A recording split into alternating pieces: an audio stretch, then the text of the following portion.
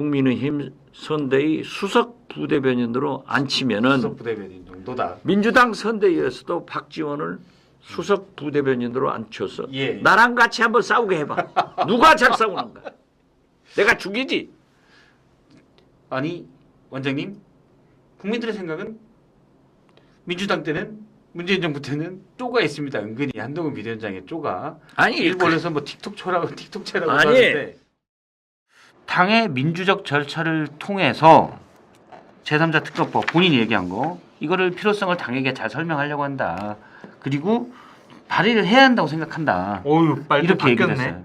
이거를 본인이 이제 원래 이전에 했던 멘트는 제 생각에 달라진 건 없습니다 했는데 좀 더 구체적으로 발의는 해야 한다라고 얘기를 했어요. 이게 왜 그러냐면 최측근인 장동혁 최고위원이 한 인터뷰에서 굳이 우리가 나서서 발의할 필요가 있냐라고 얘기를 해서 뭐지 했는데 이제 얘기를 했습니다.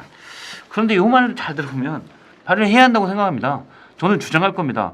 근데 원내대표나 의원들이 반대하면 어쩔 수 없죠. 이게 이제 가로치고 들어가 있는 게 아닌가. 그게 민주적인 토론 과정이라고 생각 안 하십니까?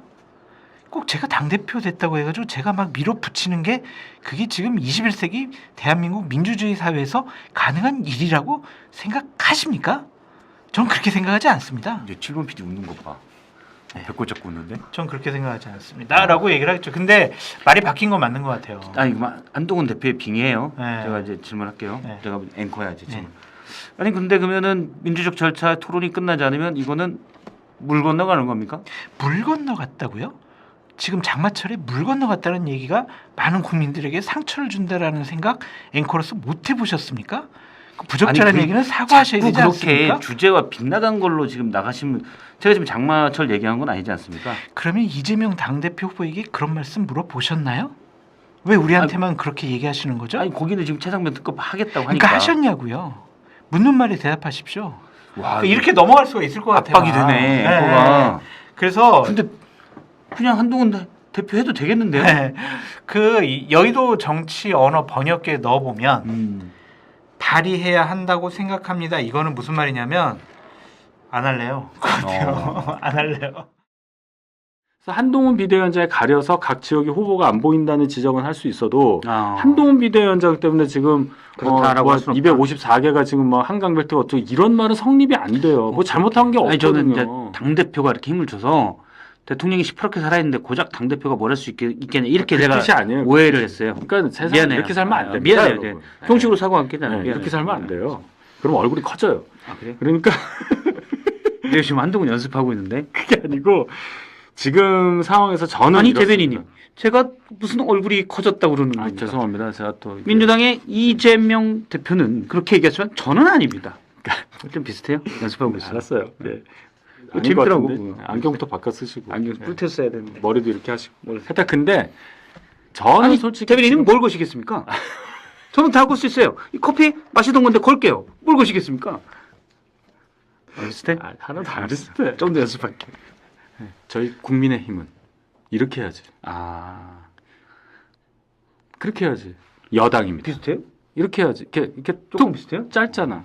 아 이제 저 손님 접대하실 줄 아시네. 비슷하다고. 이게 하시네. 공천입니까? 여러분 이렇게 해서 하면서 탁 나가. 그런 게 있어. 나는 목 이렇게 하는 게 좀 이게 있던데. 맨날 제 쪽을 봐요. 아 그래? 최고위 때 이렇게 우리 디귿자로 있잖아. 네. 여기 요쪽에 저기 누구야? 그 김경률 네, 이런 분들이 김경률 있어서 비대위원. 주로 요쪽을 김경엽 보거든요. 위원장. 근데 제가 요쪽 날개 쪽에 날개, 있거든. 네. 그러니까 얘기하다고 항상 저하고 마주쳐. 그래서 제가 맨날 알아듣는 척 이러고. 아니 우리는 사천이 없지 않습니까? 민주당은 이재명 대표의 사천이지만 아이, 음색이 하나도 우린- 안 맞아. 하지 마. 안 맞아요? 알았어요. 네. 우리는 없지만 어쨌든 뭐 총선 지나면 전 집에 갈 겁니다. 예. 집에 갈 거라는 말을 하지 않고 과실을 가져가지 않겠다고 예. 얘기했죠. 저 뭐 인생이 좀 꼴 것 같지 그만해. 않습니까? 그만하시고. 주경 원내대표 스타일상 이제 원래 기재부 차관 출신이기 때문에 네. 그다음에 뭐 부총리 윤석열 정부 했었죠. 정부가 이렇게 제가 원래 말도 잘 아는데 주경 원내 원래 친했거든요. 그래서 이렇게 집권 여당이 막 현금성 정책 포퓰리즘 이런 걸 하는 건 아니라고 봅니다. 이런 식으로 얘기했을 것 같아요. 예. 그리고 김재원 최고는 그 특유의 얄미운 목소리로 그게 말이 된다고 생각하시나요? 막 이러면서 음. 막 이제 옛날 얘기를 했대요. 지금 한덕수 국무총리도 우리가 무조건 2,000명을 고집하는 건 아니다. 열려 있다. 그런데 뭐라고 하냐면 의료계한테 그럼 안을 갖고 와라라고 얘기를 해요. 대통령도 지난주 목요일 2차 국정브리핑 때 아니 제가 그래서 의사들한테 아니 통일된 안을 가져오세요. 그럼 내가 논의할 수 있겠습니다. 요건 목소리 좀 바꿀게요. 아니 제가 뭐 그래서 그 이명 뭐 하지 말고 그냥 해. 좀 웃기려고 했는데 이거 왜 웃겨? 이게 웃긴 주제가 아닌데. 그건 정확한 지적입니다. 제 잘못이에요. 윤석열 대통령과 한동훈 위원장 만약에 전당대회를 통해서 한동훈 대표가 되면 그 뒤에 어떻게 될 건가라는 건데 저희 혹시 사진이 준비됐나요? 사진이 예전에는 이제 서천시장 화재 때 보면 1차 윤한 갈등 다음입니다. 이 사진을 보면 90도 큰절. 물론 요거는 절만 90도지 인간적으로 진짜 90도는 아닐 것이다. 마음속은 다를 것이다라는 얘기가 있었지만 일단 상징적으로는 저게 이제 윤석열 대통령과 당시 한동훈 위원장의 관계를 잘 보여준 거고요. 그 다음에 또 하나는 이제 용산에 초대받았을 때의 사진입니다. 마치 멀리 있는 곳을 바라보고 저것만 놓고 그냥 사진 텍스트 자체로 해석을 하면 우리 저기 함께 가지 뭐 이런 맥락이 좀 있을 수 있어요. 근데 한동훈 위원장은 딴 생각하고 있을 것 같은데 내가 나중에 오면 여기가 되겠군. 그냥 이런 생각 정도를 하지 않았나라고 이제 저희가 해석은 할 수 있습니다. 우리가 영화를 많이 보면 예. 보통 동생들이요. 그 조폭세계라고 제가 아, 하면 예. 이제 동생들이 형님 담글 때 마지막에 90도 인사를 하죠. 아. 기억하시죠? 담그는 예의를 게 뭐야? 뭐 우리가 영화 많이 보잖아요. 두사불체가 나와가지고 세계야. 아니 뭐 보통 그래요. 이렇게 동생들이 마지막 가시는 길에 90도 타고 형님 마음속으로는 죄송합니다. 잘 가십시오. 이런 뭐. 거거든요. 아니 영화에서 그러더라고요. 제가 이제 꼭 그런다는 게 아니라 한동훈 위원장이 그런다는 게 아니라 저는 그런 연상이 좀 되더라. 제가 좀 그럼 이상한가? 그런 얘기들이 있을 수가 있겠네요. 그러면 뭐 소주 한잔 할 시간은 있잖아. 소주? 저분은 아 그래? 술 안 드시잖아요. 아니 이제 영화에서 담기는 분이 뭐 담배 한 대 그거? 박성웅? 신세계? 소주 한 잔 아이, 뭐 소주 한 잔 주지. 소주 한 잔 할 아니 시간은 근데 있잖아. 그런 기류가 왜 그러냐면 그 뒤로 밥을 안 먹잖아요. 90도 절했는데 오라면 가야죠. 90도로. 그렇죠. 달려가야지. 그렇죠. 안 먹는 건 뭐냐면 마지막입니다. 아, 마지막 인사를 깍듯하게 한 거예요. 저는 그렇게 생각해요. 저게 마지막 인사였다. 저는 그래요. 알겠습니다. 그러면 앞으로의 관계는 어떤 관계가 될 걸로 보십니까? 만약 한동훈 대표다. 네. 그러면 윤석열 대통령과 선출된 당대표의 관계. 그런데 이분은 또 차기 국민의힘의 유력 대선 주자 중 한 명으로 꼽히는. 네. 그러면 동등한 관계인지. 이전에는 아까 90도 인사가 상징했듯이 약간의 윤석열 대통령이 훨씬 위에 있는 관계였는데. 작별 인사 한 거죠. 예, 남의 당이지만 소영주 의원님 소장님 보시기엔 그냥 어떠십니까? 작별 인사 한 거예요. 여기까지 모시겠습니다. 아, 이제 그 한동훈 전 위원장이 아마 페이스북에 밝혔을걸요. 가시는 길 편하니. 뭐 그런 것도 있고요. 국민을 위한 이란 표현을 그렇죠. 합니다. 윤석열 대통령과의 관계에 국민만 대해서. 보고 가겠다. 그냥 정치인으로서. 국민이 중심이고 윤석열 대통령 죄송하지만 나를 검찰 중간 간부 정도 되는 나를 법무장까지 한 거는 이해는 있지 않았으나 여기까지 시작할 끝입니다. 90도 인사하고 여기까지가. 빠이빠이. 그리고 나서는 국민을 위한 길을 하면 아주 냉정한 관계. 아주 그냥 비즈니스까지는 아니더라도 공적 관계로만 남을 것 같아요. 공적 관계로. 네, 사적 관계는 저 멀리 이제 정치인이 한동훈이 된 이상은 사적 관계로 얽히는 일은 앞으로 없을 것이다. 그런 거네요. 이제 대통령이 나는 선출된 권력이지만 나도 선출됐는데 뭐 그것도 당 대표는 그래서 나의 권력인데 음. 이런 얘기. 그 정도로 이제 선을 아주 좀 냉정하게 걸 것 같아요. 서영주 소장의 짚은 매겠다면 맥을 짚었죠. 여기까지가 끝인가 봐요. 라는 걸로 지금 요약이 되는 것 같아요. 어떻게 보십니까? 그러니까 두 분의 관계가 예. 뭐 그런 거는 이제 재미로 하는 얘기로 생각하고요. 재미로 하는 얘기예요. 잘 들었어요. 별로 재미없고. 제가 볼 때 한동훈 비대위원장의 앞으로의 과제가 자, 당대표 된다고 뭐 미리 제가 얘기하기 좀 그렇긴 한데 다른 분들도 잘 아시는 분인데 예. 일단 그렇다고 전제를 한다면 가정으로. 예.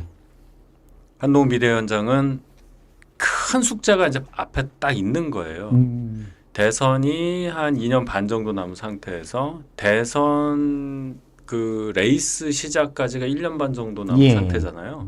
그 1년 반 동안 본인이 여권 내에서의 대선 주자 1등의 위치를 계속 유지하고 그러면서 이재명 대표를 위협할 만한 지금의 위상을 계속 가지고 가야 가지고 된다. 가야 하는 엄청난 과제가 있는 겁니다. 그걸 유지하면 윤 대통령과의 관계도 공적인 관계, 그럼으로써 갈등이 해소될 여지가 많은데 대표직은 갖고 있는데 그게 안 되면 예. 기대가 떨어지거나 그러면 이 관계의 갈등은 더 커지는 거예요. 커지죠. 예, 그렇게 보셔야 된다. 그런데 본인이 막 하고 싶겠지만 한동훈 위원장이 그러니까 지금 말씀은 독립적으로 자신의 유니버스를 구축해서 할 일을 하면 된다라는 말씀이잖아요. 그죠? 네. 그런데 중요한 의사결정들은 이건 이제 나경원 의원의 얘기입니다. 지금 원내의 쟁점들이 워낙 많다. 예를 들어 특검법도 있고요. 원 구성 문제도 있었고 그다음에 민주당이 사실은 여당에서 볼 때는 입법 독주를 한다라고 주장하고 있기 때문에 원내 문제가 많은데 원외인 한동훈 위원장 만일 한동훈 대표로서는 한계가 있지 않겠냐라는 게 이제 나경원 의원의 주장이에요. 이게 굉장히 피상적인 주장이에요. 피상적이에요. 껍데기예요. 예. 동등하게 150석씩 갖고 있는 입장이라면 비슷한 의석수를 갖고 있는 입장이라면 그 말이 될 수도 있어요. 근데 지금 108석 갖고 있는 저희 당이 많아 보이지만 의석수 과거 정의당과 다를 게 없어요. 원내 교섭단체 이상의 권능을 발휘할 만한 상황이 아닙니다.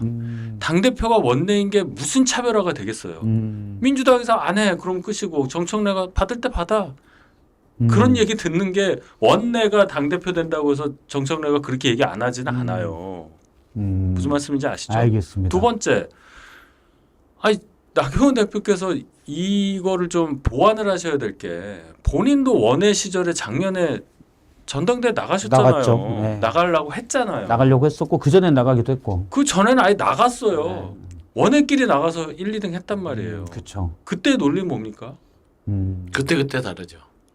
그럼 나 할 말 없어. 그게 왜 정치에 상황이 그러니까 정치의 문법 같은 게 원내가 그때 달라. 원내가 당 대표 된다는 의미가 지금 우리 상황, 저희 당 상황에서는 맞아요. 큰 의미가 없다. 없다. 요 사진은 한번 좀 판단을 받아봐야 될 것 같아요. 장 소장님의 사진 혹시 준비가 됐습니까? 예. 부천 화재 현장에 한동훈 대표가 가서 브리핑을 소방 관계자로부터 들었는데 지금 저 사진이에요. 화면 저 모니터에 나오죠?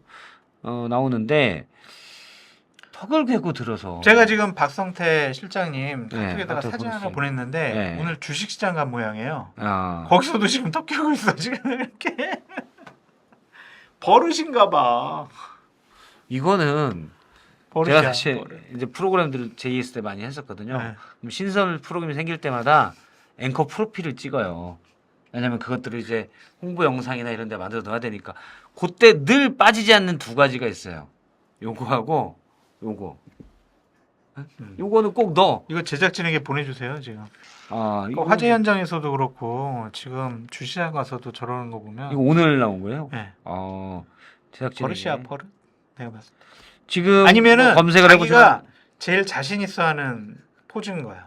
어. 내가 멋있게 나오겠지. 근데 근데 이게 뭔가 좀 평상시에 이루고 있는 거는 거의 못 봤는데 사람들이 웬만한 사람들이 음. 어떻게 생각하세요? 아시는 분의 예를 들어 뭐 소영주 소장이나 누구나 이런 분들이 평상시에 예를 들어 소영주 소장이 오늘 점심 뭐 먹을 거야? 짬뽕? 이런 경우는 드물잖아요. 특이하다고 봐야 될지 아니면 의도적으로 사진이 잘 나오려고 저랬다고 봐야 될지. 관종이죠 관종. 관심. 네. 너무 심플하게 얘기하신 거 아니에요? 아니 본인이 그냥 자연스럽게 본능적으로 나오는 스타일인 것 같아요. 그래서 그거 가지고 뭐라고 하기는 좀 의도적은 아니다 그러면 본능적인 왜냐면 의도. 부천 화재 현장에서 저렇게 나왔을 때는 지금 어쨌든 화재 현장에 7명이나 목숨을 잃은 현장에 가서 본인이 사진이 어떻게 나올 거에 신경 쓰고 포즈 취하는 게 적절하냐 공감 능력이 빵점이다라는 비판이 아니, 있었거든요. 그런 비판 많이 근데 들었는데 만일 이게 이제 습관화돼 있는 거라면 그 비판은 사실은 부당할 수가 있죠. 좀 습관인 것 같아요. 항상 이제 습관이다. 이런 것들 보면. 음. 그러니까 오늘도 그냥 저런 거 보면 본능적으로 나오는 것 같아 그냥. 예, 지금 장 소장님이 제보한 사진 저희가 바로 이 영상에서 볼 수 있나요? 유튜브에? 지금 예. 그러니까 똑같아 저렇게 이렇게. 그러니까 그거 가지고 뭐 스타일이기 때문에 뭐 좀 적절하지 않은 장소에서 예. 저런 포즈 취하는 것이 맞는 것이냐라는 비판도 할 수는 있겠지만 그 턱을 개면서 골똘하게 신중하게 생각을 하고 있다. 그렇게 뭐 볼 수도 있으니까 뭐 저거 가지고 너무 큰 비판하는 것은 좀 저것도 원래 이렇게 있다가 원래 다소곳이 있다가 부천에서는 이랬어요. 이러고 있다가 이제 브리핑하면서 사진 막 도니까 그때 이렇게 딱 바뀌었거든요. 처음엔 이러고 봤어, 있었어요. 그것도 이러고. 봤어. 그러니까 이렇게 했어. 저건 분명히 집에서 거울 앞에서 이렇게 했을 거예요. 어느 것이 잘 나올까 막 했을 건데 뭐 저 포즈가 뭐 예를 들면은 화재 현장 가가지고 막 깔깔깔대고 웃고 물론 막 그렇긴 비아냥거리는 그런 표정은 아니잖아요. 그래서 너무 뭐라고 하는 것은 과한 비판이다. 너무 과한 비판이고 네. 약간 이제 가십성. 관종기가 있어서 관종기는 완전 셀카, 있지. 그냥 자기 셀카 찍고 그러는데. 자기애가 강한 것 같아. 네. 어젠가 그저께인가 네. 축구 국회에서 의원들끼리 축구했거든요. 예.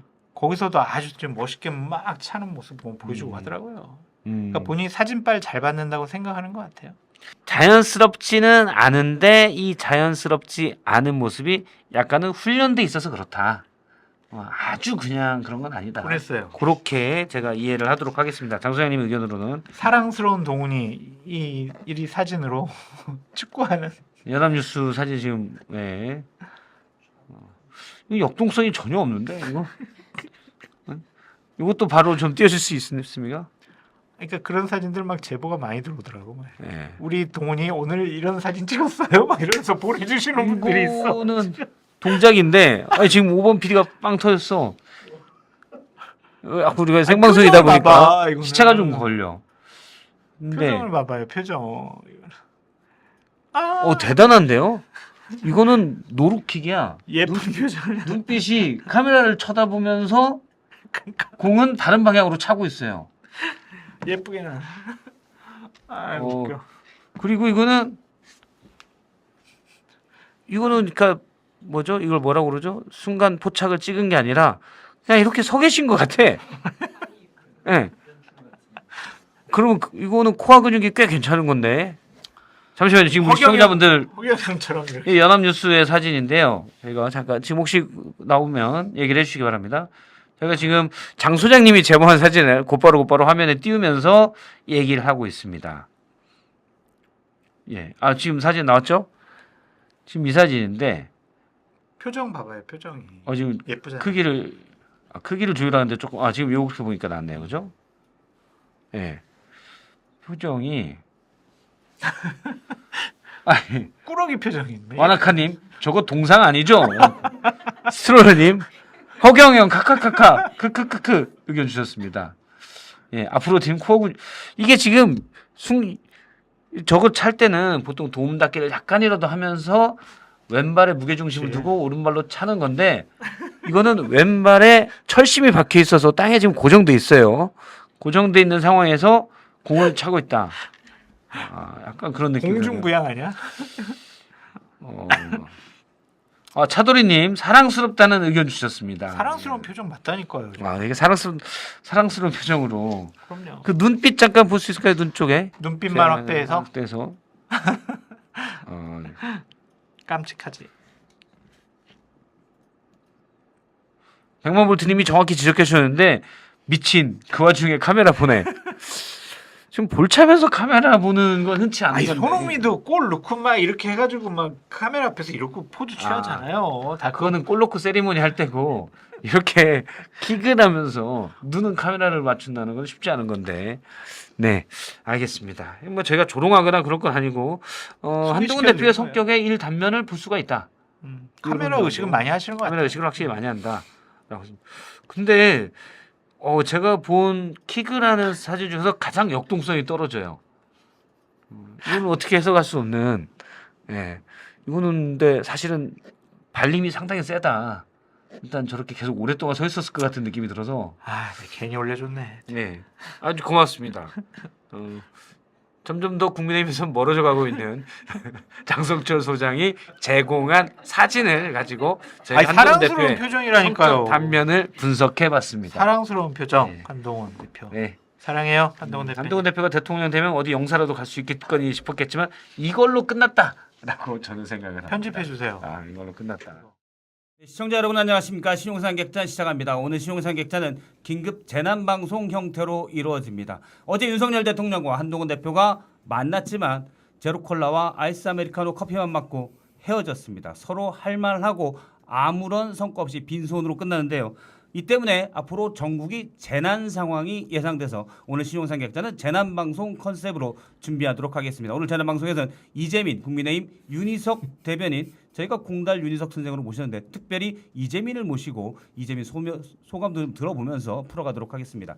이재민 한 분과 나머지는 지금 재난 전문가 두 분을 또 모셨습니다. 클라우드 장님 구름을 몰고 다니시는데 클라우드 장 장성철 소장님 나오셨고요. 네, 안녕하세요. 예, 그다음에 아픈 데의 맥은 내가 짚겠다. 네, 예, 재난도 맥- 짚습니다. 맥 연구소의 소용주 소장님 모셨습니다. 네, 안녕하십니까. 네, 그리고 재난의 직접적인 피해자가 되겠습니다. 이제 시사 프로그램 가서 내가 무슨 말을 해야 될지 나도 모르겠다. 이재민, 윤희석 선생님 모셨습니다. 네, 안녕하십니까.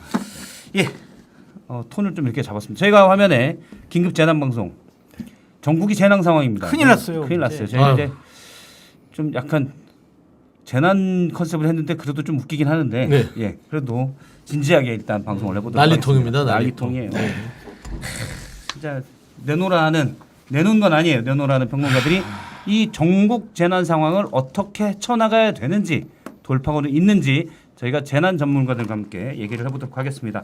먼저 재난의 장면 함께 보도록 하겠습니다. 사진 제가 2장을 준비했는데 일단 한 장. 어제 예정보다 좀 늦은 시각에 윤석열 대통령과 한동훈 대표가 이렇게 파인그라스 잔디밭을 뭔가 기분 좋게 걸어가는 장면입니다. 걷는 거야 누구나 할 수 있죠. 산책 10분을 하고 예정보다 20분 정도 늦었는데 얘기는 그렇습니다. 윤석열 대통령이 영국 외교부 장관 등을 만나는 외교 일정에서 늦었다. 뭐 이건 이해가 좀 돼요. 그런데 뒤에 또 만찬이 있어서 시간이 원래 적었습니다. 그리고 독대를 가졌는데요. 이 독대 사진이 거의 재난 사진이에요. 그런데 독대는 아니죠. 면담 사진, 재난 사진. 이건 좀 이따 보고 일단 박정아 당대표 비서실장이 어제 끝난 뒤에 브리핑을 했는데 민심이 악화된 걸 타개하기 위한 과감한 변화와 쇄신 필요성을 전하고 김 여사 관련 3가지 요구사항, 인적 쇄신과 대외 활동 중단, 그다음에 여러 의혹에 대한 설명과 해소에 대한 협조를 요구하고 특별감찰관 임명 등을 요구했다. 또 여야 의정협의체의 조속한 출범의 필요성을 말했는데요. 대통령이 우리 동원이 제로콜라 먹고 가. 어깨는 안 쳤답니다. 어깨 낮췄대. 네. 신체 접촉은 없었습니다. 이렇게 하고 갔다고 합니다. 한동훈 대표는 화가 나서 직접 브리핑을 하려다가 그냥 집에 가버렸고 박정아 비서실장이 전한 거는 기자들이 한동훈 대표의 표정이 어떠냐라고 물어보니까 캄캄 어두워서 안 보였다. 이렇게 말을 피했습니다. 자, 먼저 우리 재난 전문가인 장성철 소장님이 한 문장으로 이 상황을 규정해 주신다면 까불지 마 이거죠. 한동훈 대표에게 네, 까불지 마. 야, 너 진짜 너 까불 거야 진짜 정말? 듣자 보니까 진짜 막 나가자는 거네. 그거 얘기해봐. 됐고. 제로콜라 먹고 가. 이 제로콜라 준 게 상당한 의미가 있는 것 같아요. 의미가 있다. 회담은 제로다. 왜냐면 아무것도 없다. 제로. 무가당. 제로예요, 제로. 당이 그냥. 없었다. 네. 오늘 회담에 뭐 성과 있을 거라고 생각을 하거나 뭐 잘 될 거라고 생각하지 마. 그냥 콜라 먹고 꺼져. 이거 너는 나한테 제로야. 뭐 이런. 까불지 마, 그래도 꺼져. 제로콜라가 백수장님은 한 문장으로 톡 규정해 쏘는 맛이 있잖아요. 아, 그래요? 김 빠진 제로 콜라였네. 김 빠진 거였어? 오래나 떴구나. 그렇지. 24분 기다렸으니까. 네, 그렇지. 아니 어제 면담 자체는 아까 뭐 우리 장 선생님이 얘기했지만 저는 좀 이런 생각이 들었어요. 오냐 하니까 이게 같은 급인 줄 알아? 감히. 그래서 딱 너의 위치를 오늘 확인시켜 줄게. 라는 면담이었다. 그러니까 저는 일련의 과정을 보면 제가 이 쭉 이렇게 영화의 한 장면처럼 정리를 해봤어요.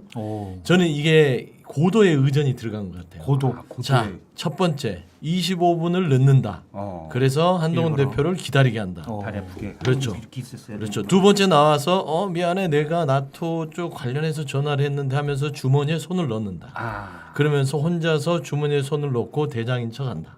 반말도 그다음- 했어요, 반말도 있어요. 당연히 늘 하니까. 세 번째 자리 배치를 한동훈 대표와 대통령의 투샷이 아닌 정진석 비서실장을 옆에 앉혀서 너는 정진석 비서실장급이야. 네. 어디서 나와 같은 급으로 하려고 그래. 이거예요. 네, 그다음- 부하다. 그렇죠. 지금 조 사진이에요. 이 사진이 충격적인 사진입니다. 통상적으로 정진석 비서실장은 대통령 저기 오른쪽 뒤편 자리에 앉는 게 맞습니다. 그렇지. 그래서 한동훈 대표와 대통령의 투샷이 나오는 게 맞아요. 맞아요. 그리고 투샷을 보내는 것도 저기 그 불청객 사진이 하나 있잖아요. 비서관인 것 같아요. 예. 이게 말이 됩니까? 대통령실에 제공하는 사진이 말도 안 되는 거예요. 이건 다 지금 의도된 거예요. 대통령 표정을 봐요. 화가 났습니다. 양손을 탁자에 강하게 짚고 예를 들어서 제가 추정하거든 저때 이제 여사의 의혹 관련 얘기를 하니까 야, 저게 말이 돼? 그거 허무맹랑한 얘기지. 또 이거 그러니까 새로운 이런 걸로 추정이 돼요. 새로운 버전이에요. 쩍벌에서 쩍팔로. 쪽팔. 쩍벌에서 쩍팔이 된 거예요. 야, 이제 역시 이게 맥을 새로운 잘 버전. 짚으십니다. 그렇죠. 그 다음에 이제 정점을 찍습니다. 마지막 뭡니까? 한동훈 대표는 아무것도 아니야라는 게 만찬에 추경호 원내대표를 불렀다. 라는 것으로 정점을 찍어서 어제 일련의 면담 자체는 한동훈 대표에 대한 말하자면 당신의 주제를 알아라. 라는 그냥 그 하나밖에 없었어요. 그렇기 때문에 뭐 손꼽 있을 게 없잖아요. 모욕죽이었는데. 네, 그러면 신용산 객잔 여기서 재난 현장을 연결해 지금 직접적인 피해자인 윤희석 국민의힘 대변인의 얘기를 직접 들어보도록 하겠습니다. 나와 계시죠? 네, 잘 안 들려요. 예, 지금 재난 상황을 즐기시고 있는 것 같은데 이렇게 알겠습니다. 즐기긴요. 예, 정신이 혼미하시고 있지. 지금 재난 피해가 어제 사실은 이 정도가 될 걸로 예상은 좀 됐었어요. 예, 됐었죠? 살짝. 그런데 한동훈 대표가 아예 브리핑을 하려고 하다가 안 하고 그냥 갔다. 이거는 나쁜 상황보다 지금 더 나쁜 상황. 그렇죠. 최악 이건가요? 어제 조금 그래도 기대를 살짝 하셨대요. 그래서 그 빨간 파일 갖고 파일, 계시는 예. 거기에 이제 다 혹시 잊어버릴까봐 예. 다 자료 수치 여론조사 이렇고 민심이 어떻고 다 정리해서 갔는데 뭐 이걸 꺼내서 읽을 만한 상황이 안 된 걸로 보이고 웬만하면은 전 국민이 관심을 딱 가질 만한 그 브리핑 자리에 웬만하면 아마 한동훈 대표가 나가셨을 건데 박정아 의원이 하신다고 해서 그때부터 이제 저는 이것은 거의 뭐 긴급 재난 방송 해야 되겠구나 느낌이 들더라고요. 그리고 그리고는 나빠 좋지 않을 거라고 예상했지만 그것보다 더 최악이다. 그렇죠. 뭐 하나라도 있으면 했을 거예요. 하나라도. 그러니까 1, 2, 3 세 개 요구 조건 중에 한 반 개라도 있으면 그 얘기 했을 거예요. 근데 그게 아예 없으니까 박정아 의원이 나왔고 박정아 의원도 그 감이 있잖아요. 예. 표정을 읽을 수 없었다. 제가 대통령의 답변을 전하는 것은 적절치 않다. 그건 대통령한테 물어봐라. 야, 뭐 그러면 어제 국민의힘 지도부 상황 어땠습니까? 저요. 예. 주변 상황 좀 여쭤볼게요. 주변 같은 그게 제 이재민들도 많이 있을 것 같은데. 박정아 의원 브리핑 직후에 이제 저는 전화가 하도 많이 와서 예. 뭐 모르겠는데 그럼 전화하는 중에 알게 돼요. 누 누군 이렇고 누군 저렇고 이런 얘기가 그렇지. 들려서 종합이 되잖아요. 근데 저는 이제 사이에 이 스피커폰을 하고 카톡 막 오니까 예. 다 보니까 다들 이제 당황하고 음. 이제 한동훈 대표랑 감히 연락할 사람이 없잖아요. 근데 살짝 몇 개씩 나오더라고요. 예. 굉장히 허무하게 끝났다라는 얘기를 해서 그걸 확인을 했고 그 다음에 이제 좀 격앙된 반응을 하시는 분들이 몇 분이 있었죠. 예를 들어 그 교양된 반응을 좀 구체적으로 얘기해 줄 수 있습니까? 이런 분당이야. 이런 분이 분당이야. 있었어. 그 말을 했어요. 오, 제가 센데. 그런 얘기 하지 마시라고. 대통령 탈당하라고 그래. 뭐 이런 얘기는 아니지. 탈당 아직은? 얘기까지는 아니었고 분당이야라는 말은 출당. 있었습니다. 아니 분당. 그런 친윤이랑 갈라서야 되겠다. 이런 그러니까 거죠. 당이 쪼개질 수밖에 쪼개질 없다는 수밖에 뜻이에요. 없다. 누구의 주도로 이걸 하겠다는 게 아니라 이러면 당이 깨진다는 뜻으로 얘기를 하시더라고요. 그래서 그런 단계 아니니까 예. 제가 이런 얘기는 했었습니다. 알겠습니다. 지금 거의 폭탄을 맞은 예상했던 클라우드 우박이지만 요거는 폭탄급이다. 한동훈 대표가 브리핑을 반 개라도 성과가 있으면 하려고 했다. 그러면 요건 제가 대통령을 설득했습니다. 그렇죠. 라는 말을 하려고 했는데 대통령은 1도 반응하지 않았다. 아니 그러니까 봐보세요. 시점, 형식, 장소, 이후의 조치 모든 게 다 한동훈 모욕주기로 딱 로드맵을 짠 것 같아요. 아니 어떻게 당 대표를 만나는데 그 야외 정원에 있는 한쪽에 예. 가건물 같은 그런 곳에서 옛날에 미군이 쓰던 거를 고쳐가지고 한 예. 거기서 하냐고요.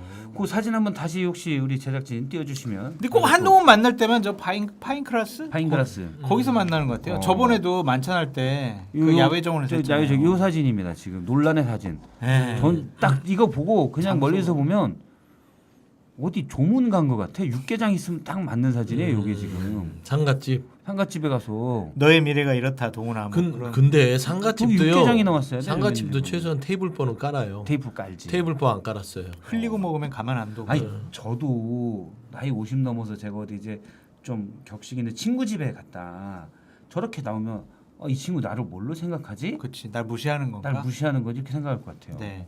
그러니까 보통 저런 거 하면은 대통령 비서실과 당대표 비서실에서 의정과 관련해서는 아주 꼼꼼하게 세세하게 확인하고 서로의 입장을 배려하고 예우하고 하거든요. 저거는 일방적으로 모욕 주기 한 회담이었다. 그렇게 볼 수밖에 이거는 없죠. 정말 너 제로 콜라 먹고 꺼져. 그냥 요 메시지 말고 다른 게 없는 것 같아요. 그렇죠. 근데 치밀하게 의정 기획이 들어간 것 같아요. 오히려? 모욕 주기 의정 기획. 그 정도로 오해를 할 수 있을 만큼 일련의 과정이 너무 고약해요. 역시 맥 소장님 저거는 의도된 것이고 네. 목적은 달성했다. 네, 그렇죠. 아니, 보면 실수가 아니라 목적이다. 실수가 아니라 저는 이건 기획된 것 같아요. 그렇지 않고서는 시간까지 딱 맞춰서 나 저녁 먹으러 갈게 하고 한동훈 대표 보내고 나서 추경호 대표를 불렀잖아요. 거기까지 저는 시나리오가 있다고.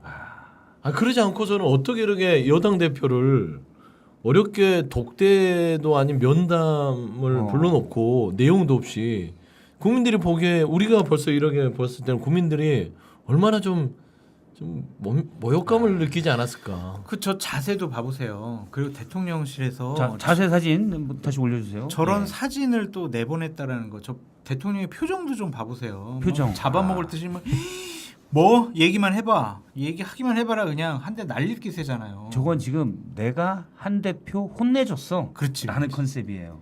그런 사진을 일부러 고른 거 아니겠어요? 또 그렇죠. 저기 사진이 대답해 보세요, 이재민 씨.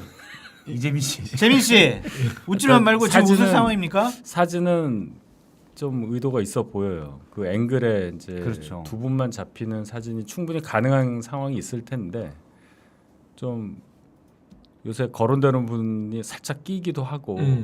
예. 지금 파인그라스에 이른바 백설공주와 일곱간신의 이 한 분이 같이 들어가 있었다.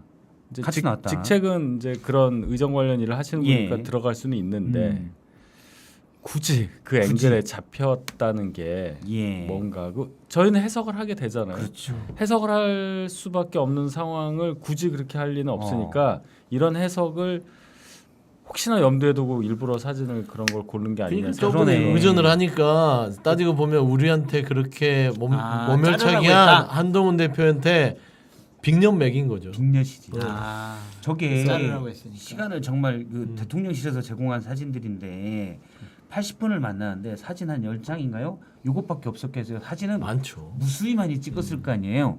그중에 저걸 픽한 건 다 의도가 있다. 일단 앞서 말한 7간신 중에 한 명으로 얘기되는 분이 비록 의전 관련된 일을 하지만 들어가 있는 거는 네가 백날 얘기해봐라. 이분은 끄떡없다. 뭐 그런 의미가 있을 그런 수도 메시지를 있죠. 담긴 예. 거죠. 대통령이 팔을 짚고 환한 표정으로 계속 있는 거는 한동훈 애송이 혼나야 돼. 이런 컨셉. 이거 대통령실 참모들이 너무하네. 그러한 저러한 형식, 자세도 문제지만 더 큰 문제는 뭐냐면 이후에 대통령이 나 저녁 약속 있어. 너 빨리 가. 그런데 충진 의원 만났다는 거 아니에요. 그러니까 좀 뒷얘기를 들어보니까 추경호 원내대표는 나중에 좀 콜을 받고 간 모양이에요. 그러니까 7시 40분쯤에 예. 국회 원내대표실을 떠났고 8시쯤에 합류를 했는데 예. 가보니까 중진 의원 몇 분과 정진석 윤석열 대통령이 만찬을 하고 있더라. 그래서 갑자기 불러서 갔다. 그런 식의 좀 뒷얘기가 있더라고요. 그러니까 원래 중진 의원들하고 이제 만찬이 예정돼 있었던 거지 대통령은. 근데 그게 얼마나 모욕적이겠어. 모욕적이야. 한동훈 대표한테 사실은 내가 저기 중진 의원들하고 만찬하기로 했는데 한 대표 같이 좀 식사하고 가지. 어려워요 이게? 재민 씨 어떻게 생각하세요? 어렵냐고요 이게. 안 어렵죠. 근데 왜 그랬을까? 왜 얘기도 안 해주고 숟가락 하나 더 일부러 넣으면 그러는 되는데. 거지. 일부러 그러는 거잖아요. 그거는 저희가 이런 해석하는 걸 원했을 거예요. 그걸 그럼 이런 기획하신 해석 하지 분은. 말을까? 아니 근데 그렇게 함으로써 지금 윤석열 대통령과 7상시인지 10상시인지 8상시인지 모르겠으나 그분들은 우리는 너보다 강하다. 한동훈 대표 당신보다 강하다. 라는 거를 보여준 것이고 이제 불가피하게 아까 분당 얘기도 나왔다 했지만 이제는 계파 싸움이 시작될 수밖에 없어요. 예. 당 대표로서 이번 탄핵은 준비 없는 혼란으로 인한 국민과 지지자들의 피해를 막기 위해서 통과되지 않도록 노력하겠습니다. 그런데 대통령의 위헌적인 계엄을 옹호하려는 것이 절대 아닙니다. 대통령을 비롯해서 위헌적 계엄으로 국민을 불안하게 하고 나라에 피해를 준 관련자들은 엄정하게 책임을 져야 합니다.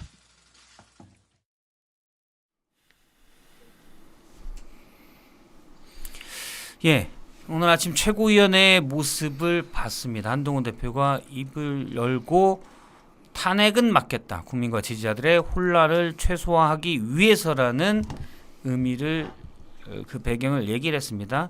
전체적으로 근데 밑을 자주 받고 목소리도 약간 떨리는 걸로 봐서는 본인도 물론 이건 제 생각이에요. 지금 본인의 말이 얼마나 부끄러운지를 저는 사실 한동훈 대표가 알고 느끼고 얘기한다는 느낌을 좀 받았어요. 목소리도 약간 떨리더라고요. 탄핵은 막겠다고 한 얘기가. 일단 이렇게 한동훈 대표의 결정이 나오게 된 배경을 윤희석 대변인은 어떻게 생각하십니까? 굉장히 고민스러운 지점이잖아요.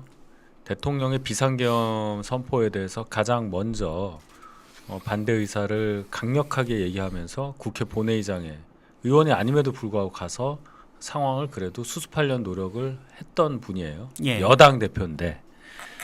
근데 이제 탄핵안이 보고가 됐기 때문에 탄핵에 대한 입장을 밝혀야 되는 당대표의 입장에서는 가장 뭐라고 할까요? 적확한 표현을 썼다고 봐요. 당사정과 모든 것을 감안을 했을 때.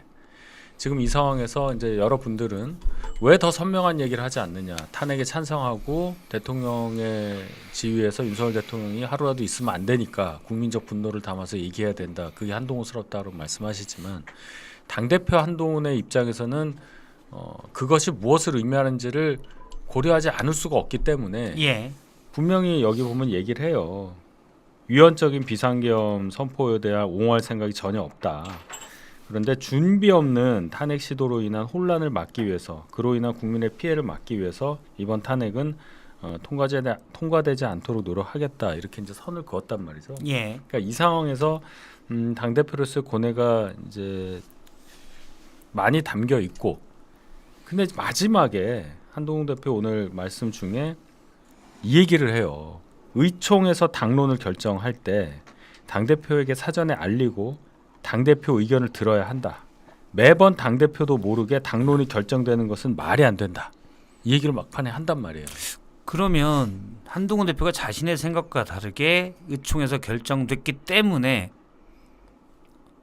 현실상 나도 따라갈 수밖에 없는 상황이다. 이 얘기인 건가요? 아니면은 그 반대 해석을 할 수도 있죠. 당론 결정에 대해서는 나는 참여한 적도 없고 내 의사도 아니다. 그렇게 읽힐 수가 있죠. 근데 어쨌든 오늘 최고위원회 결정에서는 본인도 막겠다라고 했잖아요. 막도록 노력하겠다고 그랬어요. 근데 그것을 당론으로 의원들에게 강제하는 것과 내 생각은 이렇다 얘기하는 수준과는 전혀 차원이 다르죠. 그러면 이건 미묘한 지점이 있어서 특히 이제 윤희석 대변인은 한동훈 대표 생각을 잘 알고 있는 분이니까 제가 좀 더 물어보면 지금 한동훈 대표의 정확한 워딩은 탄핵이 통과되지 않도록 노력하겠다예요. 그런데 자 나는 노력하겠지만 당론으로 이걸 하는 건 반대다. 그래서 몇몇 의원들이 예를 들면 계엄 해제 요구 결연에 참여한 18명의 의원 중 일부 또는 누군가가 탄핵에 찬성하는 거를 그러면 어쩔 수 없지 않느냐. 예를 들어 이런 생각을 갖고 있다는 건가요? 당론으로 탄핵을 강제하는 게 부적절하다는 거다. 당론으로 탄핵을 막는 데를 강제하는 부적절하다. 예, 그 강제성에 대해서 반대한다고 생각하는 거예요. 한동훈 대표의 생각이. 이게 한동훈 뭐가 다르냐라고 또 물어보실 미묘한 수가 지점이 좀 있는데, 다르긴 하죠. 예. 당론 결정 과정이 민주적이지 않았다는 얘기, 그 지점을 지적하는 거죠. 당 대표도 모르게 당 대표의 의사를 구하지 않고 미리 당론이 결정되거나 그건 절차의 문제인가요? 내용의 문제인가요? 내용과 절차 다 들어가 있는 거죠. 그렇게 봐야 되는 거죠. 그러니까 이제 한동훈 대표가 이렇게 말할 수밖에 없는 뭐 태생적 한계는 이해가 됩니다. 어쩔 수 없죠. 그러니까 본인이 정치를 하려면은 보수가 살아 있어야 되고, 윤석열 대통령이 여기에서 정치적으로 사망 선고를 받아버리면 그 다음에 꿈꿀 수 있는 운동장이 없어요. 그렇기 때문에 참 아주 모호한 얘기입니다. 상반되는 얘기를 하는 거죠. 위헌이고 법률 위법한 이 상황에 대해서는 인정을 하되 탄핵은 사실상 안 되도록 노력하겠다. 이건 되게 비치되잖아요. 예. 대통령의 탄핵은 위헌과 위법적인 부분을 저지르면 탄핵을 받아야 되는 것입니다. 그렇잖아요. 근데 그거는 인정했는데 탄핵은 반대하면 인정하는데 왜 반대하지? 라는 것이잖아요. 근데 뭐 노력하겠다 정도까지는 어떤 느낌이냐면 마음은 탄핵엔 찬성. 근데 정치적으로는 찬성할 수 없어.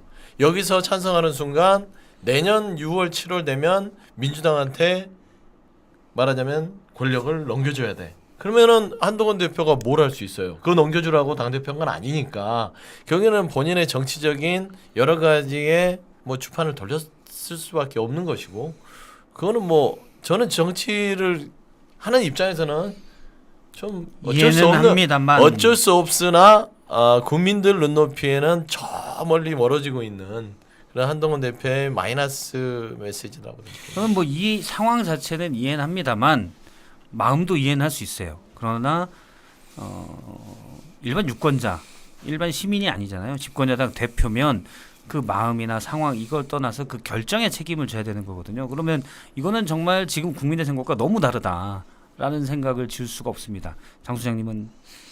탄핵에 대해서 반대하는 입장을 내세운 거는 두 가지 정도의 문제점이 있다고 보여져요. 많은 국민들이 탄핵을 원하잖아요. 찬성하잖아요. 예. 오늘 아침에 나온 여론조사를 봐도 그런데 국민의 뜻과 배치되는 행동을 하는 것이 과연 정치적인 미래를 담보할 수 있는 것인가? 좀 그런 생각이 든다라고 말씀을 드리고요. 2016년 박근혜 탄핵 때도 두 파가 있었어요. 임기를 지켜야 된다. 탄핵은 안 된다. 예. 친박들이 그렇게 대통령을 막 설득을 했었죠. 그런데 이제 김무성 대표를 비롯해서 뭐 한 40여 명 정도가 아니다. 이거는 도저히 국민의 분노 때문에 이거는 도저히 안 된다. 못 막는다. 탄핵하고 보자. 반기문이라는 새로운 대권 주자가 있으니 거기로 뭉쳐서 다시 한번 정권 재창출해 보자. 이제 이렇게 된 거거든요. 어느 길이 옳은지를 한번 쭉 과거를 반출을 해서 생각을 해봤으면 좋겠다라는 생각이 드는데, 과연 그냥 탄핵을 막는 것만이 능사일까? 탄핵을 막으려면 대통령과 이제 긴밀히 당이 논의하고 상의하고 결정을 해야 돼요. 근데 대통령이 그러지 않을 가능성이 더 높아 보여요.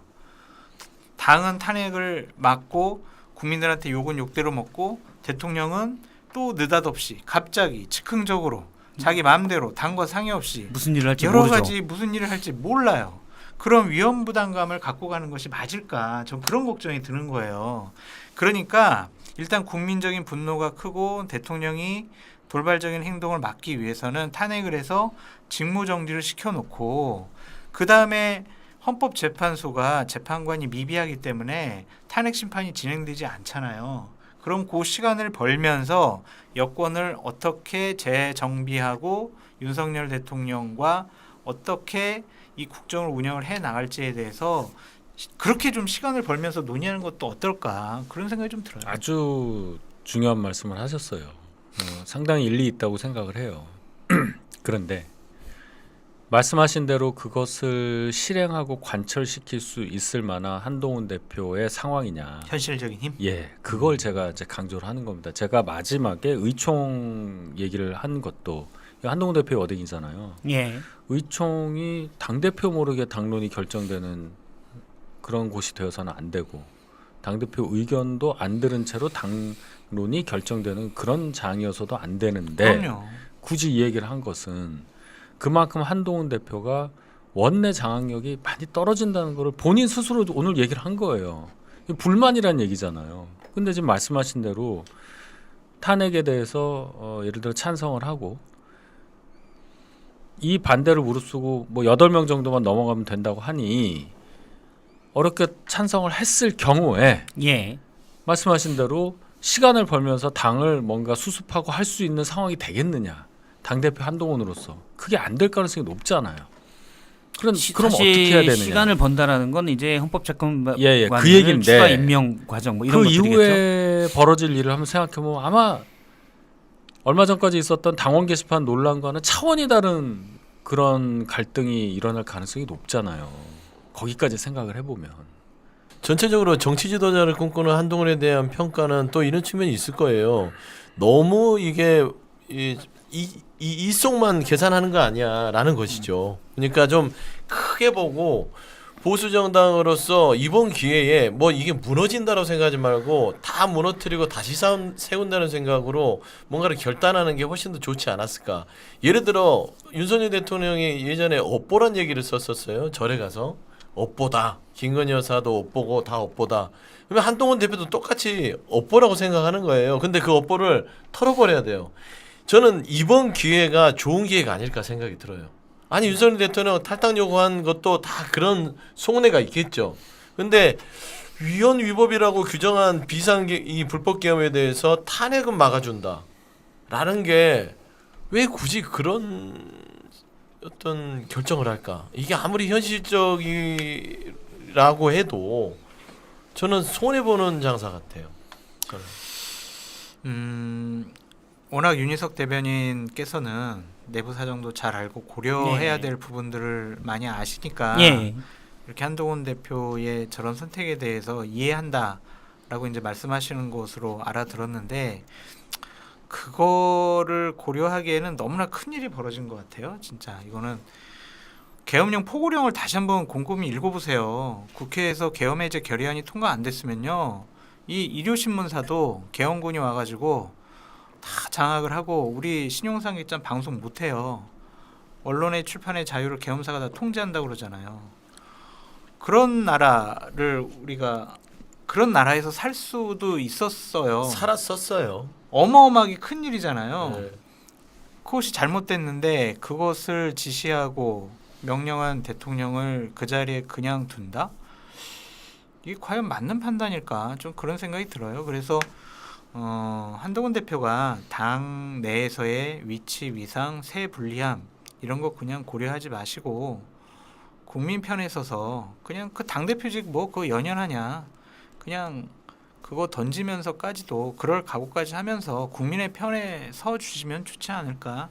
저는 개인적으로 그런 바람이 있어요. 그러면은 윤석열 정권의 2인자, 뭐 윤석열의 황태자, 검사 출신 그러한 비판으로부터 완전 이제 자유로워질 수 있는 중요한 계기가 되지 않을까. 길게 정치를 하다 보면 그 이미지를 가져가는 것이 더 좋지 않을까라는 생각이 드네요. 저도 이제 윤석 대변인님 혹시 하실 말씀 있으세요? 안녕하세요. 네. 한동훈 대표 입장에 생각해 본다고 하더라도 이게 더 오래 남을 것 같아요. 탄핵을 막은 정치인이다. 역시 윤석열의 후배다. 이게 더 각인이 될 것 같아서 그러니까 배신자 프레임이나 이런 부분도 보수를 망쳤다 이것보다 이게 훨씬 더 남을 것 같다.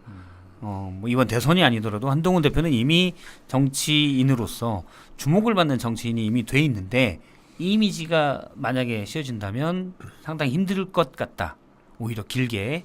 근데 이번 대선이 아니더라도 사실 한동훈 대표가 뭐 나이도 많지 않으니까 뭐 다음에라도 기회가 있는데 이거는 쉽사리 이렇게 이미지가 각인되면 더군다나 비상계엄이라는 전대미문의 사건에 대한 한동훈 대표 입장은 예를 들어 게시판 논란 이런 것과는 차원이 다른 얘기예요. 이거는 엄청나게 큰 문제고 여기에 대해서 어떤 입장을 취했느냐 계속 붙을 겁니다. 저는 그럴 바에 예를 들어 한 5년, 10년, 최소한 10년 정도는 내다보고 정치를 해야 되지 않나라고 생각을 해요. 한동훈이 개인적 생각은. 빠지면 당은 어떡하라고. 그건 당이 알아서 할 일이죠. 친윤들끼리 해가지고 말아먹든 볶아먹든 그거는 그냥 그들이 알아서 할 것이고 한동훈 대표는 국민을 대표하는 정치인으로서의 길을 가는 것이 더 좋지 않을까 그런 생각이 듭니다. 그러다가 국민들이 인정 안 해주면 정치 못 하는 거고 안 하는 거고 그러는 거지. 그렇죠. 자꾸 이제 직에 연연하는 모습 그런 이미지를 주는 것이 그러니까 사실이 그렇지 않더라도 그리고 반헌법적이고 위헌적인 비상계엄을 선포한 대통령 편에 서서 그 사람을 보호한다라는 그런 이미지를 주는 것이 과연 도움이 될까 그런 생각이 들어요. 자꾸. 이 부분은 이제 윤희석 대변인님이 한동훈 대표의 뭐 참모격이니까 한동훈 예. 대표랑 잘 얘기를 해보시고, 예, 혹시 직에 연연한다는 거는 그 표현은 전 동의하지 않아요. 예, 대표 더 하려고 이런다고 생각 안 합니다. 아니라 우리가 불과 7, 8년 전만 기억을 되돌려 봐도 그 이후에 무슨 상황이 벌어졌는지 또 지지자들이 아직도 박근혜 탄핵을 못 넘고 계신 분들도 많은데 또 비슷한 상황이 벌어지고 말은 이 상황 거기에서 당대표로서 어떻게 처신해야 되느냐 답이 없다고 생각해요. 밖에 계신 분들은 이렇게 얘기하실 수 있습니다. 저도 제가 밖에 있어도 그런 얘기 할 것 같아요. 예. 근데 네. 사실 조금만 생각해 보면 민감하고 복잡하고 힘들 때는 가장 단순한 솔루션이 최고고 오히려 밖에 있는 분들이 정확히 봐요. 안에 있을 때는 여러 이해관계, 고민, 뭐 사소한 의리도 있을 수가 있고 여러 가지가 있지만 밖에 있는 분들은 그런 것이 없어서 객관적인 솔루션을 얘기할 수가 있거든요. 그런 말씀을 드리고 하나만 더 말씀드릴게요. 예. 2016년 박근혜 탄핵 때는 최순실, 말, 삼성, 정유라 뭐 이 정도였단 말이에요. 그렇죠. 근데 이번은요. 계엄군이 총을 들고 국회 본청으로 들어갔단 말이에요. 이거는 비교 대상이 안 될 것 같아요. 그런 대통령을 어떻게 옹호해요? 그렇죠. 한동훈 국민의힘 대표가 당 대표직을 내려놨습니다. 그러면서 기자회견을 열어서 당 대표 사퇴를 밝혔고요. 탄핵 찬성에 후회하느냐라는 기자의 질문이 그 전에 있었는데 후회하지 않는다면서 만감이 교차했다고 했습니다. 또 나가면서 지지자들에게는 포기하지 않겠다고 했는데요. 일단 한동훈 대표의 어제 얘기 잠깐 들어보겠습니다. 국민의힘 당 대표직을 내려놓습니다. 마음 아프신 우리 지지자분들 생각하면 참 고통스럽지만 여전히 후회하지 않습니다. 저는 어떤 일이 있어도 대한민국과 주권자 국민을 배신하지 않기로 약속했기 때문입니다.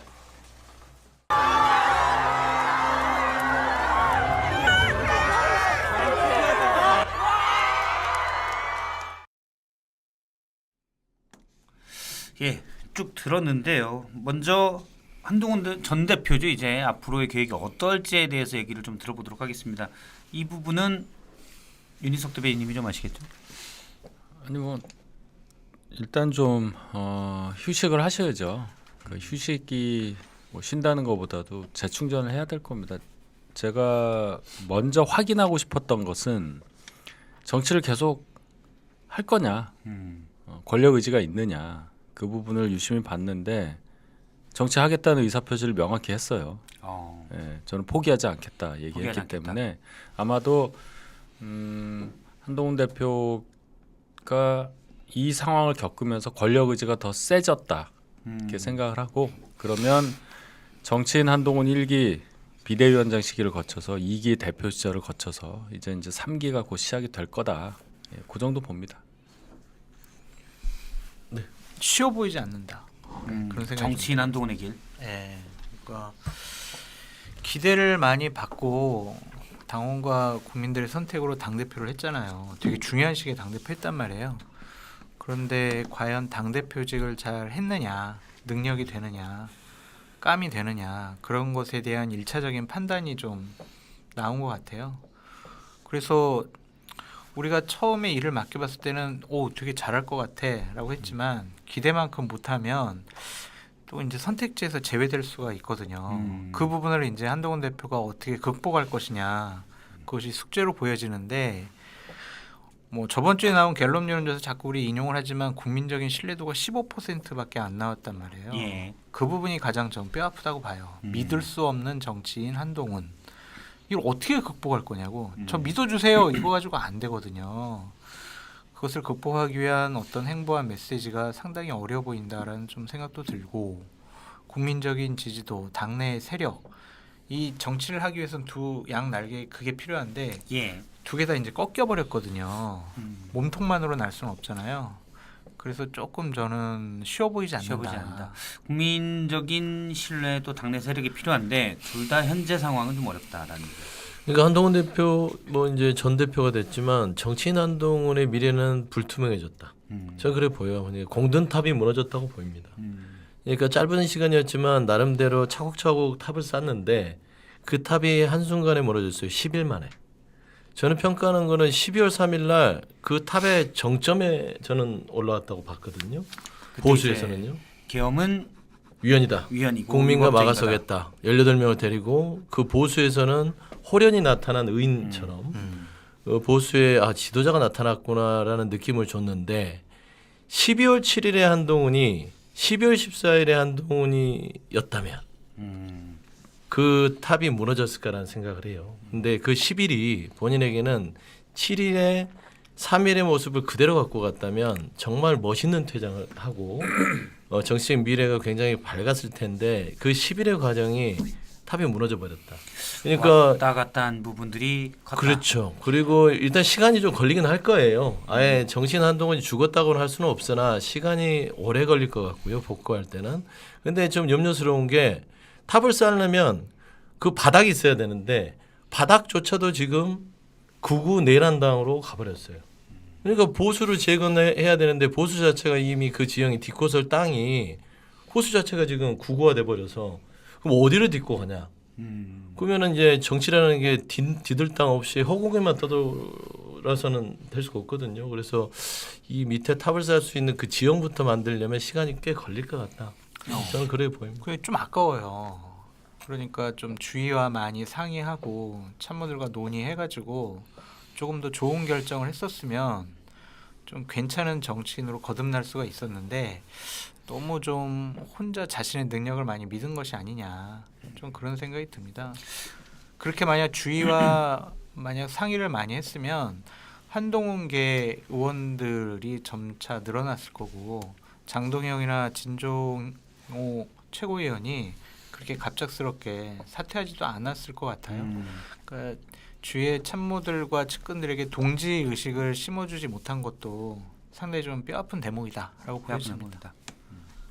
혹시 뭐 반론하시거나 아니, 두 분이 굉장히 그 아픈 얘기를 하셔서 저는 뭐 한동훈 대표의 대변인은 아니에요. 네, 당 대변인 그렇지만 저는 한동훈 대표의 생각이 가장 합리적이었다고 보는 사람입니다. 그리고 보수 가치에 가장 충실한 분이라고 생각을 하고 그건 맞지.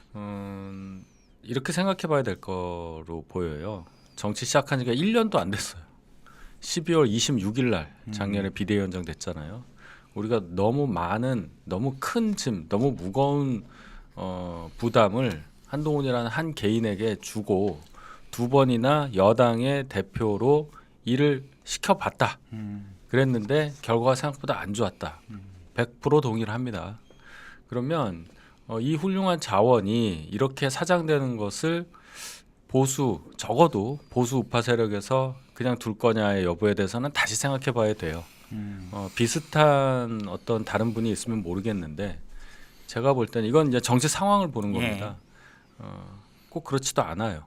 그리고 지금 막 나오시는 분들 보면 아주 오래 정치를 하신 분들이고 익숙한 분들이고 여러 가지 생각들이 지금의 현대 한국 사회와 맞느냐 이런 생각이 들 정도의 발언들을 지속적으로 하고 계신 분도 있기 때문에 뭐 짧은 기간이라고는 말할 수는 없지만 조금 지나면 또 한동훈을 찾는 한동훈에 대한 수요가 있을 가능성이 있다고 저는 보고 싶습니다. 예, 저는 보니까 한동훈 대표가 메시지는 다 괜찮았어요. 그러니까 괜찮았죠. 탄핵을 막도록 하겠다. 요거 빼고는 메시지는 다 괜찮은데 내공과 경륜 그리고 하나는 개인적 성격 스타일 사람들을 품는 그런 게 좀 부족하지 않았나라는 생각을 좀 하고 저희가 전반적으로 이제 비상계엄을 맞아서 약간의 진중하게 이 어지러운 정국 했었는데 지금은 일단 탄핵 소추안이 가결됐으니까 네, 그렇죠. 아주 그 예전에 빠르게 쉽게 우리가 갔던 것들 있잖아요. 그렇죠. 이 가야죠. 부채 이거 조금 부채를 좀 오늘 써보도록 써야죠. 하겠습니다. 예. 예. 시민들의 힘으로 일단 탄핵 소추가 가결됐기 때문에 요거를 여기 부채를 써야죠. 윤희석 대변인님도 사실은 국민의힘 대변인이지만 사실은 탄핵돼야 된다 비상계엄에 대해서 강하게 비판을 그렇죠. 했고 또 그렇게 얘기를 하셨었잖아요. 공달스럽게 얘기하셨어요. 아니 저 지금 친윤이 그래요? 중심이어서 그래요? 저렇게 아니구나. 하면 좀 못 받아. 죄송합니다. 그래도 말은 눈치가 없어, 공달이지만 내가 눈치가 없어. 윤희석 맞을 수 대변인님이 있어, 조심해. 공천을 달라고 하기 위해서 아니 뭐 본인의 길게 자존심을 봐야지. 꺾는 분이 길게 아니야. 봐야지. 길게 봐야지. 네, 알겠습니다. 아주 그냥 길게 그래서 봐야지. 아니 혹시 제가 지금 말한 게 대변인님의 평소 철학과 어긋나거나 그런 건 아니죠? 아 예. 그런 거 있으면 정정해 주세요. 네, 없죠. 그러면 한동훈 대표가 저희가 빠르게 한동훈 전 대표죠. 이번 대선에 나올까 안 나올까 예상입니다. 당이나 기대가 아니라 예상. 요거 한번 하도록 하겠습니다. 자, 찍는 거 잘해요. 아 그래요? 자 분석도 하나 잘하고. 둘 셋 부채로. 아 우리 다 나온다. 나오죠. 왜안 그럼요. 나오죠? 맥을 우리가 짚으면 당연히 나오지. 안 나올 안 수가 나오면 없어. 뭐 하겠어요? 아니 제가 짧게 얘기하면 어? 한신욕. 한신욕 그건 하겠지. 하루 종일 할 수는 없잖아. 그럼 아니 근데 봐봐요. 터지는구나. 정치 상황이 안 나올 수 없고 예. 나가면 이제 떠나면서 했던 메시지도 나온다는 소리잖아요. 아, 그럼 그러니까 메시지만 살펴봅시다. 여러분들을 내가 지켜주겠다라고 했어요. 지켜줄게요. 그 다음에 포기하지 않겠어요. 음. 그 다음에 이재명 대표를 깠어요. 어. 그러니까 각을 확실하게 세우고 나간단 세우고, 말이에요. 그거는 뭐냐면 준비하겠다는 거고 두 번째 안 나올 수가 없어요. 아 그래요? 지금 친윤한테 이렇게 버림을 받고 쫓겨났다고 본인이 했으니까 쫓겨남을 당하고 이 보수는 결국에는 극우가 돼버렸단 말이에요. 지금 현재는 그러면은 한동훈 대표 입장에서는 안 나오고 잊혀지면 아무것도 이제 정치로서 못해요. 아 좀 길게 보지. 저는 템플스테이 옛날부터 가라고 안 아니야. 가더라고. 아까 한 일주일은 갔다 올 텐데 그래요? 길게는 못 가요. 네. 그래서 무조건 조기 대선에 나와서 지더라도 이기는 게임을 할 거예요. 왜냐면 이번 판에 이기려고 나오는 게 아니라 본인을 위해서 나오고 본인의 메시지를 그 다음에 또 총선도 있고 그래서 이제 이렇게 돌고 돌아서 뭔가의 본인의 어떤 정치적인 업력을 좀 키우려고 할 거예요. 저는 근데 사실 힘들어서 그냥 좀 정치권을 떠나서 정치인이 되는 길을 좀 다져야 된다. 수련을 그런 생각을 좀 하는데 그러니까 한동훈 대표가 개인적으로는 제가 이제 비대위원장 전당대회 나올 때부터 생각했던 게 이게 도전을 많이 해. 이게 엘리트들이 가진 약간 나쁜 버릇이 있어요. 본인은 할 줄 알아. 도전해서 내가 이거 할 거야라고 하는데 사실 어려울 때는 한 발 물러서는 것도 좀 필요한데 그런 도전을 하는 게 저는 이번에는 꼭 사실 아니다라고 생각하는데 나올 것 같긴 해요. 그러니까 할 일이 없고 할 일 없어. 뭐 하겠어요? 할 일 없어서 대선 나와요? 할 일이 없어. 그리고 기본적으로 여론조사를 해보면 최소한 5% 정도의 국민적인 지지율은 기록을 할 거예요. 그러면 당연히 보수파의 대선 후보로서 기본적인 자격은 되기 때문에 본인도 어쨌든 의지가 있어 보이고 당선될 수 있는 것은 아니지만 국민적인 지지율이 나오기 때문에 당연히 대선 후보로서 뭐 노력하고 나오고 그럴 수 있다. 시용상 객잔 구독, 좋아요. 알림 설정 부탁해.